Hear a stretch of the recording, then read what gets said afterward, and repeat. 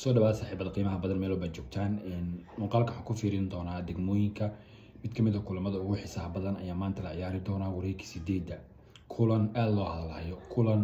indhaha dhan ay maanta garoonkaasi u wada jeesan doonaan stadium Muqdisho macallin Xamaan ayaa wajihi doona God Geesay oo isna hogaaminaya degmada Shibis iyo Xamaan oo hogaaminaya Halwadaag mid ka mid ah kulamada ugu adag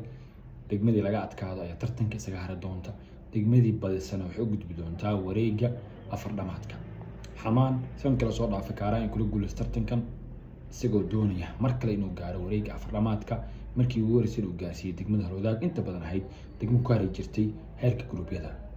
labada macallin fariimo kala duwan ay isku mariyeen baraha bulshada iyo wareysiyo la yeeshay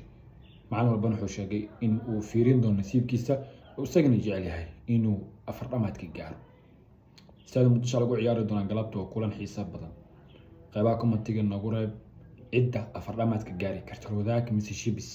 labada degmo Xamaan mise God Geesay midkee afar dhamaadka iska xaadirin doona